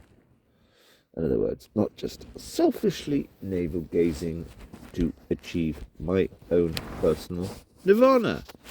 Good for me. If you believe me, I just saved you thousands and thousands and thousands of pounds. And I am going to try and write book 2, which will have a slightly, I suppose, more events-based explanation, if I can remember them. But one thing I know is that everything he speaks of in there, I achieved without ever, in fact, I utterly disdain this idea of, because it was almost entirely white metropolitan man thought, well, I shall be not cruel. Not, I shan't say, he looks good in funny Eastern clothing and they'll get more girlfriends if they think he's a sweet Buddhist. No, he was conned that, no, but it always comes from arrogance when you're talking about the British. He was conned, and the Americans. He was conned that's how you get to the ultimate blissy state. No, there are ways of, no, let me try and clarify this. And I do think I don't like the word evil, but it's almost a definition of Buddhism being evil, or mindfulness, or all of these words that, because you're achieving that. I mean, you're just masturbating. It's masturbation. Whereas actual getting a proper fuck, when you get the full experience of the body, your body is with another body. I'm speaking figuratively, I'm word picturing here, but your body is your sweat is intermingling with another human being. Your smell, you have their smell, blah, blah, blah. When you're actually engaged in battling for justice, it may be personal justice, but really very much part of it is also for the common good. Because you've got a responsibility, if nothing else other than to speak out, to call out, to actually tell the story, even if people will try to hurt you for it.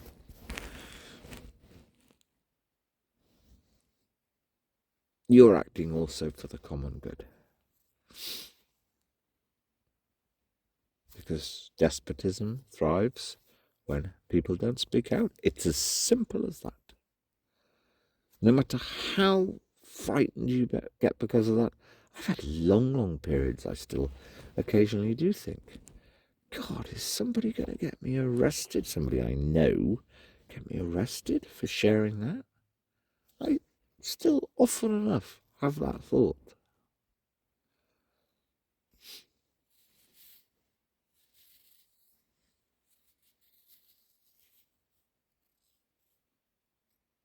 But that whole process of, in and of itself, I know, is absolutely key.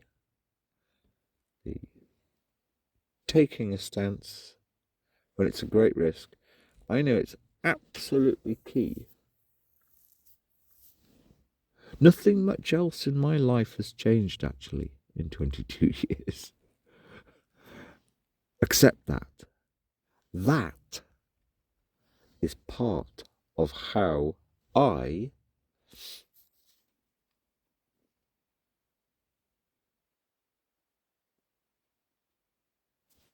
have ended up in the state. I'm talking about the top Buddha state of blissy, glazed eyes out, whilst walking, meditating. I'm not talking about actually walking, meditating. I'm talking about I can be of the world and yet just see everything. I'm doing it now, actually, as purely irrelevant consciousness, totally mindful.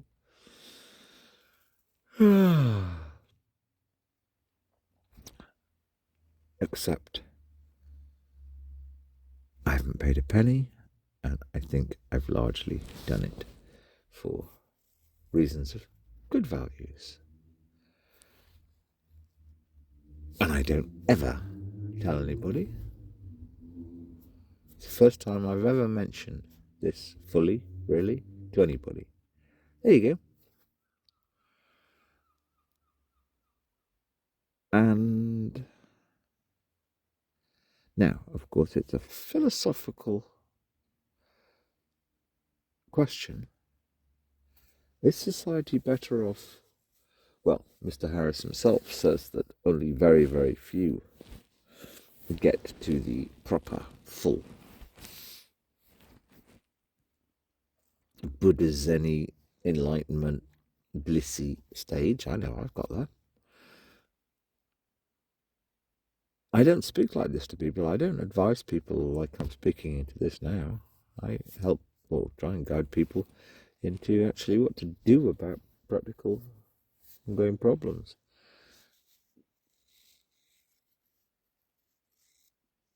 I don't think I'm special.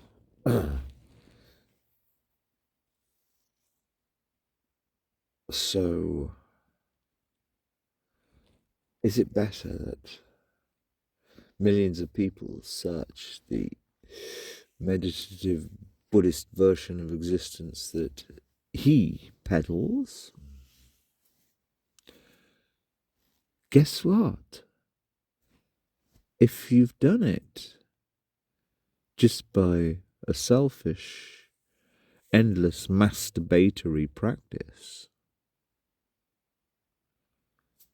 well, I didn't quite finish that tangent. As I say, it hasn't worked on Mr. Harris. There is no way it's worked. The man does not have any values. Yet he puts out his position, his politicking, with, at best, rather confused values.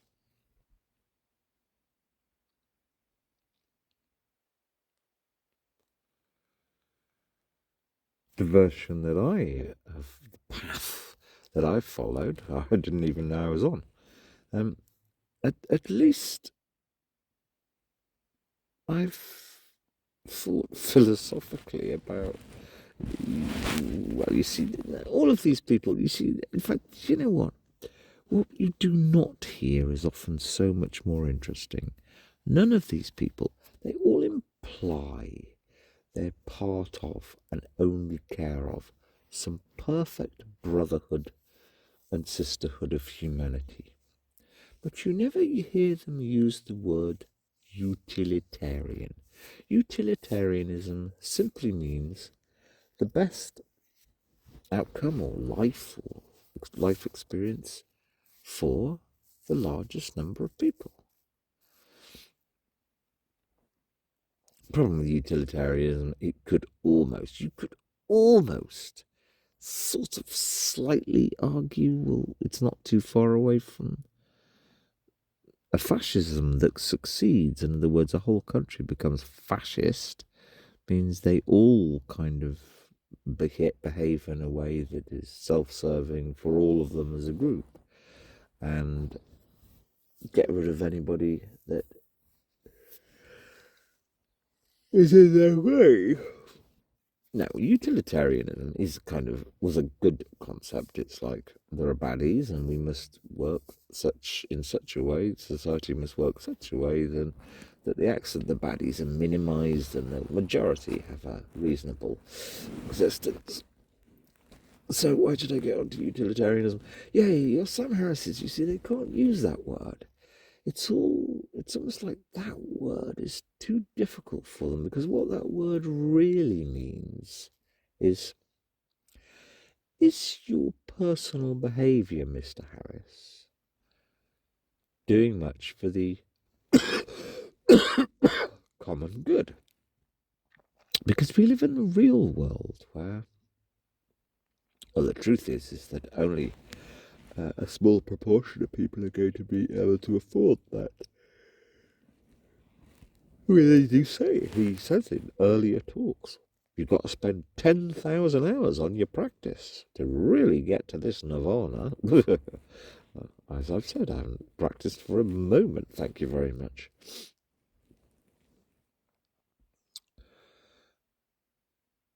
And surely his form of bliss is cheap. His nirvana is the, it's the masturbatory version. Because my nirvana, I can die happy knowing. I have. I can prove it. I've had a fucking recorder on in my pocket for 10 years, because you can't do anything in this country without protecting yourself. I've put so much time and energy. It doesn't matter if they failed. Well, one or two haven't failed. I protected the Titley. Nobody really knows, but I know that I alone protected the Titley pool from encroaching development. It was not developed. The land was put to auction a couple of weeks ago. You can look up. I'll put a link on the website. I know I alone prevented that development happening. And it was a great risk, starting kind of 10 years ago.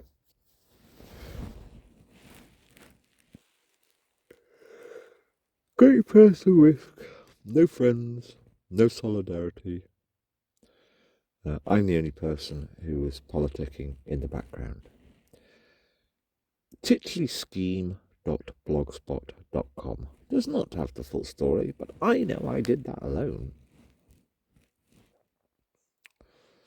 And being in such atomized, difficult, that one gave me quite long periods of actual fear.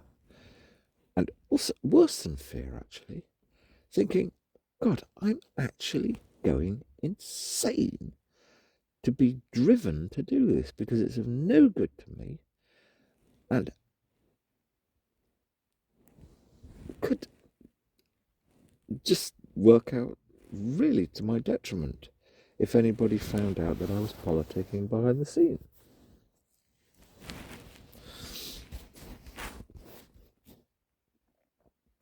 If I die, and if I get bliss as I'm dying,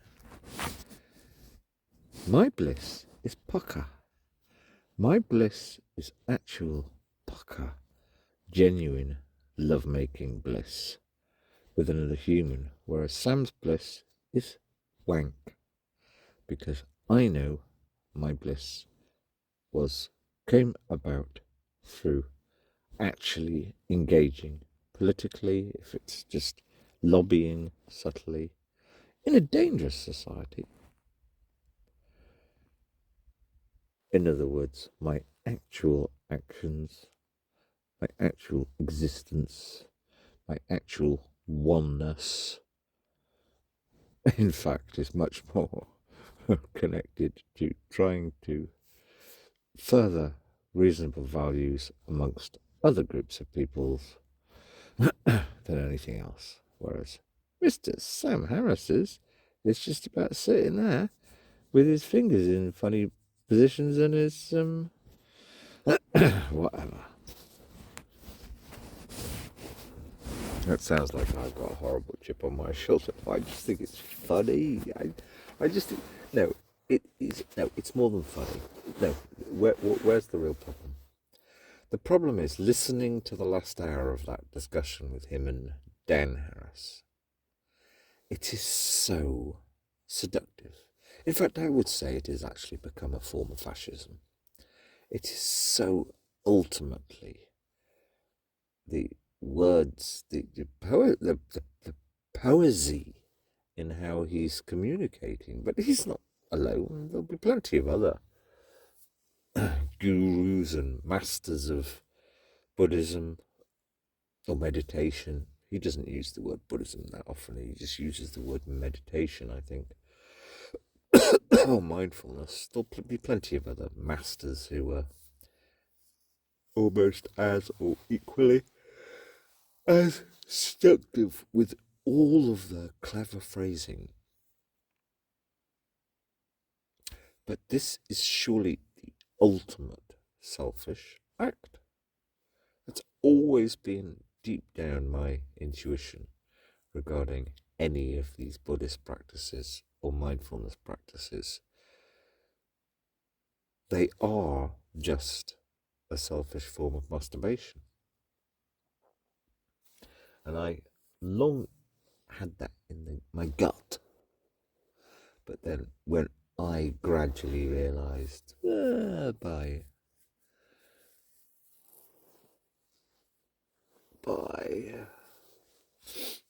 I suppose about 2015, that these genuine nirvanas without, I mean, I've always been totally functional. I've never gone mad in any way. But these genuine inner nirvanas,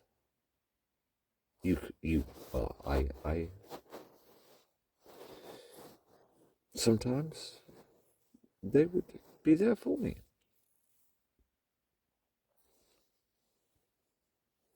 Exactly as described there.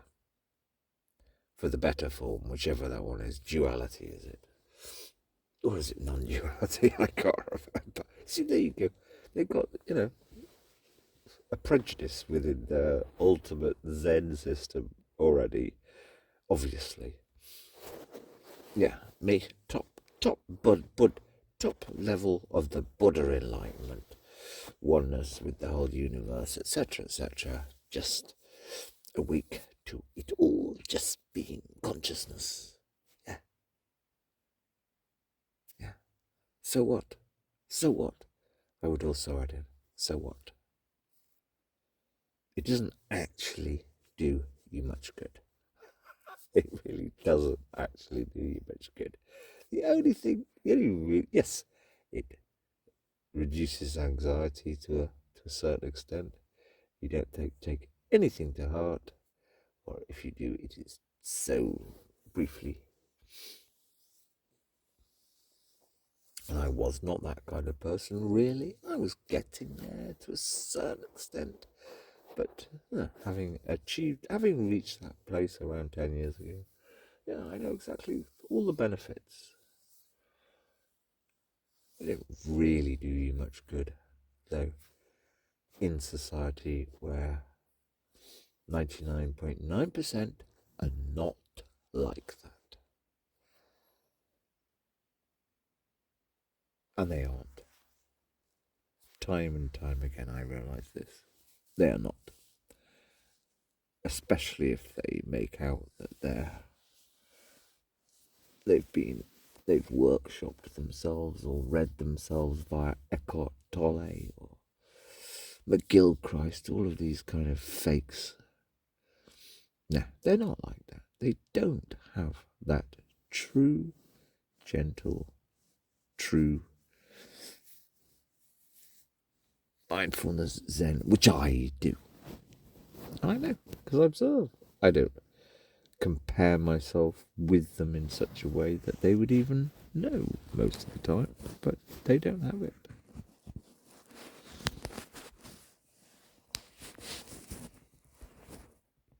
The fact that I have it doesn't actually do me any good whatsoever. Except it means, let's just end it at that. How long's this? Jesus fuck! 2 hours? That's not very zenny. I can always sleep, he says, when it's now about 3 in the morning. I've got this done now, thank God. I will sleep very well. The only worry I have in the whole world, apart from no food as from tomorrow, is that I snore, I think. So I might get rumbled sleeping in this car park, which has become too much of a regular in my van. Good night, everybody.